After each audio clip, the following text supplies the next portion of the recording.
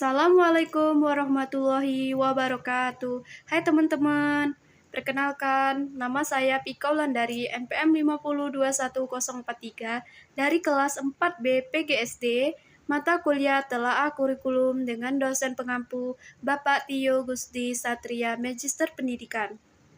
Baiklah, di sini saya akan menjelaskan tentang memahami elemen kurikulum 2013, kurikulum darurat, dan kurikulum merdeka. Adapun poin yang akan kita bahas yang pertama yaitu A. Standar kompetensi lulusan atau SKL, B. Standar isi, dan C. Standar proses.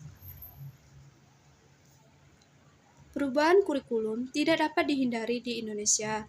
Hal ini terjadi karena bagi negara berkembang seperti Indonesia, kurikulum dipandang sebagai salah satu penjamin kualitas pendidikan yang akan berujung pada peningkatan kualitas SDM atau sumber daya manusia. Sehingga dapat dikatakan melalui kurikulum yang berkualitas, proses pembelajaran dan pengembangan siswa akan menghasilkan SDM yang berkualitas. Peningkatan kualitas pendidikan akan lebih mudah tercapai apabila dilaksanakan evaluasi. Hal ini dikarenakan melalui evaluasi feedback yang berguna untuk memperbaiki atau melanjutkan suatu kebijakan yang memudahkan dalam pencapaian tujuan pendidikan. A. Standar kompetensi lulusan atau SKL. Standar kompetensi lulusan merupakan bagian yang sangat penting dimiliki oleh LKP untuk memberikan panduan tentang kriteria kualifikasi kemampuan yang harus dikuasai oleh peserta didik menyelesaikan masalah pembelajaran tertentu di LKP. Menurut Permendikbudristek Nomor 5 Tahun 2022, standar kompetensi lulusan pada pendidikan anak usia dini, jenjang pendidikan dasar, dan pendidikan menengah, standar kompetensi lulusan merupakan kriteria minimal tentang kesatuan sikap, keterampilan, dan pengetahuan yang menunjukkan kemampuan peserta didik dari hasil pembelajarannya pada tahapan akhir pendidikan. SKL menjadi acuan kurikulum 2013, kurikulum darurat, dan kurikulum merdeka. Jika standar kompetensi lulusan merupakan tujuan utama yang akan dicapai dari proses pendidikan, maka standar isi merupakan salah satu jalan untuk mencapai tujuan tersebut. Lalu, apa sih itu standar isi? B. Standar isi. Standar isi adalah kriteria yang mencakup ruang lingkup materi dan tingkat kompetensi yang digunakan untuk mencapai standar kompetensi lulusan yang telah ditetapkan pada jenjang pendidikan tertentu.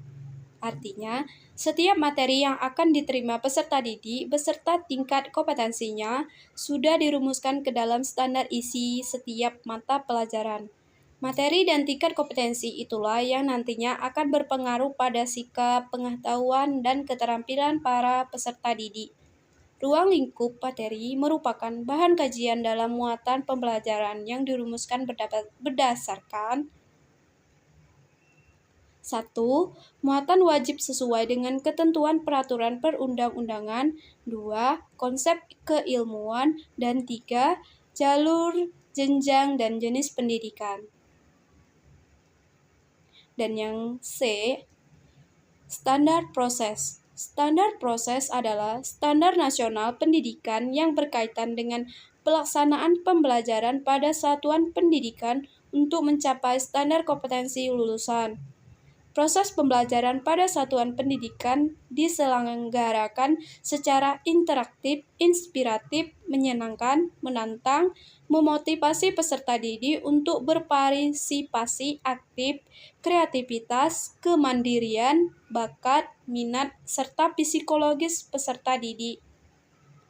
Menurut Peraturan Menteri Pendidikan dan Kebudayaan Nomor 22 Tahun 2016, Pasal 1 Ayat 1, menyatakan bahwa standar proses adalah kriteria mengenai pelaksanaan pembelajaran pada satuan pendidikan dasar dan satuan pendidikan menengah untuk mencapai kompetensi lulusan. Ayat di atas menjelaskan bahwa untuk mencapai tujuan dalam pembelajaran dibutuhkan serangkaian proses yang sistematis dan terencana. Itulah materi yang dapat saya sampaikan. Lebih dan kurangnya saya mohon maaf. Saya akhiri. Wabillahi taufiq wal hidayah. Wassalamualaikum warahmatullahi wabarakatuh. Bye bye. See you teman-teman.